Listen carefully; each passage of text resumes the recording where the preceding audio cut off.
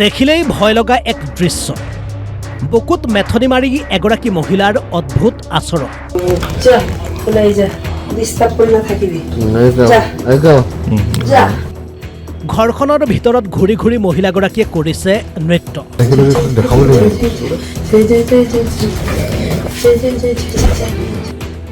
মুখেৰে কৈ গৈছে অৰ্ণগোল বাক্য দম নিচে আড়াইদা মাছি পাসং কলা গিয়া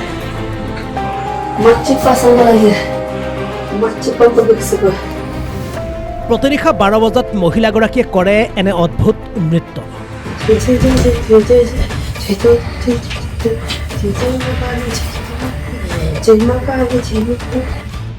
ঘটনাক লৈ চাঞ্চল্য ধেমাজিৰ চিলাপথাৰত হয় বিজ্ঞানৰ যুগত আপুনি এয়া অন্ধবিশ্বাস বুলি ক'ব তন্ত্ৰ মন্ত্ৰৰে বশ কৰা বুলি ক'ব নে মানসিক ৰোগ বুলি ক'ব পিছে আপুনি যিয়ে নকওক কিন্তু মহিলাগৰাকীৰ অদ্ভুত আচৰণে চিন্তিত কৰিব আপোনাক जय बजरंगबली संकट मोचन महाबली हनुमान की जय हो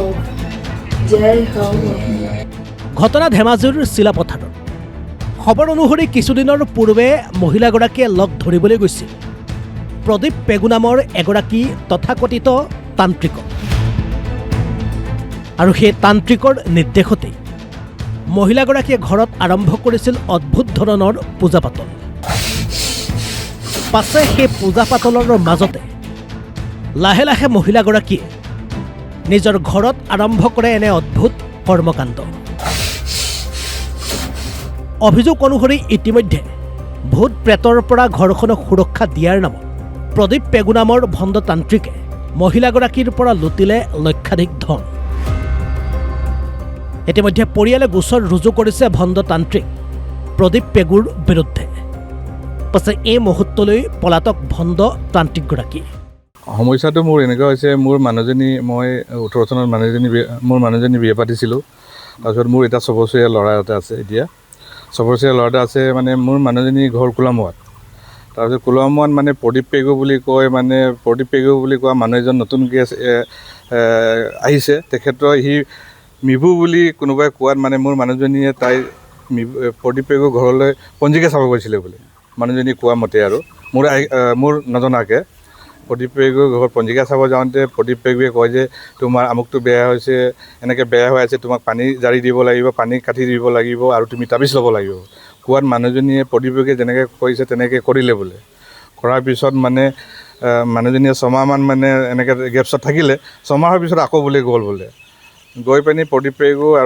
পেগু মানুহজনীয়ে তাইক মোৰ মানুহজনী খুব মানে একদম ফ্ৰেণ্ডলি মানে খুব ভাল পায় মানে মিঠা ভাল কথা কয় বোলে কথা কৈ পিনি মানে একদম আহিবা মোৰ ঘৰত আলহী খাবলৈ মাজে মাজে আহি থাকিবা এনেকৈ ধৰণৰ কথা কৈ মেলি লাষ্টত গৈ পিনি মোৰ মানুহজনী কিবা যাদু মন্ত্ৰ মানে কিবা শিকিব মানে বাধ্য কৰিলে মানে বা যাদু মন্ত্ৰ শিকি মানে মোৰ আইগাতে মানে আৰু মোৰ ঘৰত মানে কিবা থাপনা এটা পাতিছিলে মানে মই ভাবিছোঁ কিবা মানুহজনীয়ে কিবা পূজা পাতল কৰিব মন গৈছে চাগে বুলি মই মানে সেইটো বাধা বিঘিনি কৰা নাছিলোঁ পূজা পাতল কৰি আছিলে মোৰ ঘৰত মই ভাবিছোঁ মানে ভগৱানক পূজা কৰিছে বুলি কিন্তু সেইটো ভগৱানক পূজা কৰা নাছিলে কিবা যাদু মন্ত্ৰ প্ৰদীপ পেগুৰ মানে আইগাত মানে সেইটো যাদু মন্ত্ৰ কিবা শিকি আছিলে শিকি থকাত লাষ্টত গৈ এপ্ৰিলৰ 9 তাৰিখৰ দিনাখন মোৰ মানুহজনী মই ভোট দিব গৈছিলোঁ তাৰ মাকৰ ঘৰত মানে তাৰ ভোট আছে তাত ভোট দিব গৈ পিনি আমি ৰাতি মানে মই তাতে ভাতটো খাই পিনি ৰাতি আহোঁতে মোৰ মানুহজনী ভাইটি দুটা আৰু বোৱাৰী দুজনী মোৰ মানুহজনী মাতি আনিলে মোৰ ঘৰত আজি থাকিব লাগে ব'লা বুলি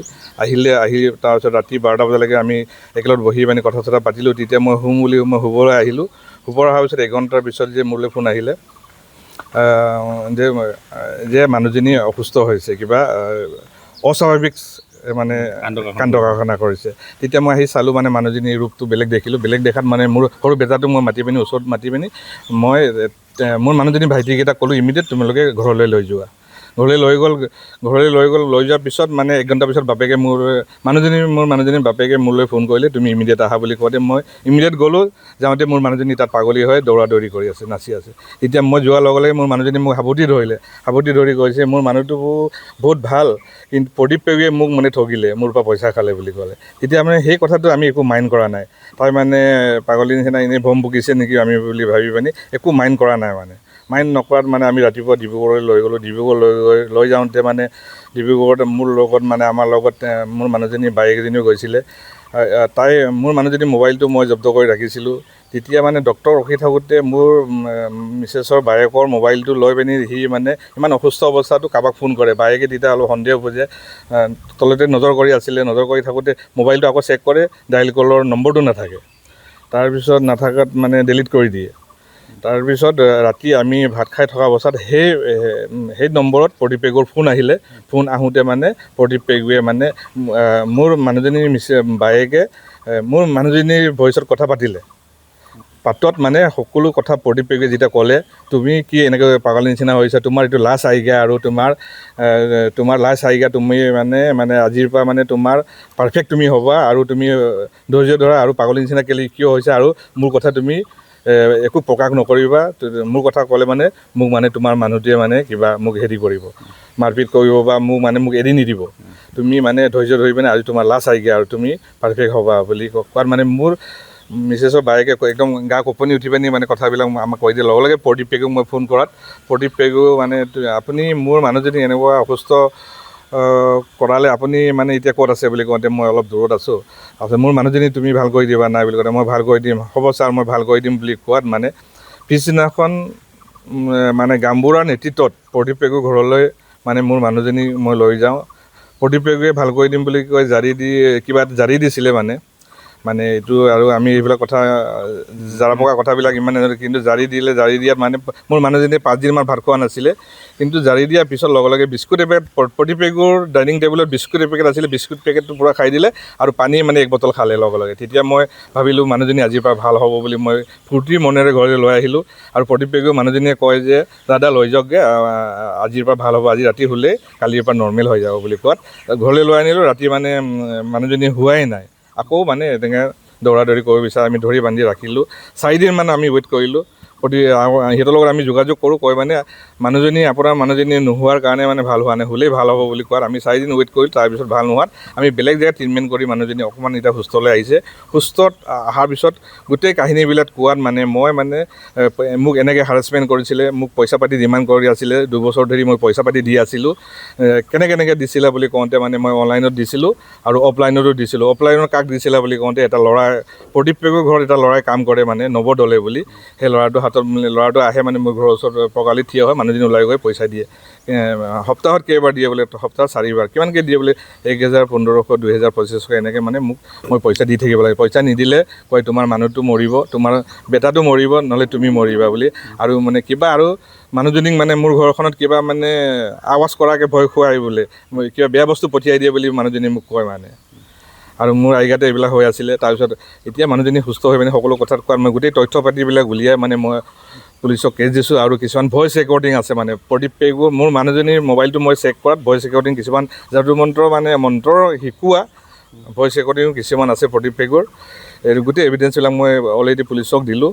পুলিচৰ এতিয়া কেছ ৰেজিষ্টাৰৰ কেছ, সি পলাতক অৱস্থাত আছে। এতিয়া 27 তাৰিখে মই কেছ দিছিলোঁ, এতিয়া পলাতক অৱস্থাত আছে মতা মাইকী হালে মানে। এতিয়া মিচিং সমাজত তেখেতক মানে মিবু বুলি কয়। মিবু আমাৰ অসমীয়াত যেনেকৈ গোসাঁইজনক যেনেকৈ মানুহে সন্মান কৰে, মিচিং সমাজত মানে এতিয়া প্ৰদীপ পেগুক তেনেকৈ সন্মান কৰি থাকে। আচলতে সি এজন মিবু নহয়, এজন ভণ্ড মানে বেজুৱাই বুলি আমি গম পালোঁ এতিয়া। আৰু মানে সি ইমানেই মানে মোৰ ঘৰ সংসাৰ ভঙা, ইমান নিজ কাম কৰিছে। তেখেতে মিবু হ'লে মানে ইমান নিজ কাম কৰিব নকৰিলেহেঁতেন। আৰু তেখেতক মানে মিচিং সমাজে মানে অকণমান মানে এভইড কৰিব লাগে, এতিয়া মানে অকণমান নজৰ কৰিব লাগে। আৰু তেখেতৰ যোনটো মিবু বুলি কৈছে এইটো মানে বিশ্বাস কৰিব নালাগে। আৰু কোনোবা ভুক্তভোগী যদি আছে চিলাপথাৰ থানাত আহি পিনি কেছ দিব পাৰিব। মই অলৰেডি কেছ দিছোঁ। গোটেই পুলিচ প্ৰশাসনে তেখেতক বিচাৰি আছে। আৰু কোনোবা মোৰ নিচিনাকৈ কোনোবা ভুক্তভোগী প্ৰদীপ পেগুৱে যদি কিবা 2 নম্বৰ কৰি থৈছে, চিলাপথাৰ থানাত আহি পিনি যোগাযোগ কৰিব পাৰিব। চিলাপথাৰৰ পৰা কল্যাণ গগৈৰ report Assam live 24 Michi, ahora ya más chispas son con la vida.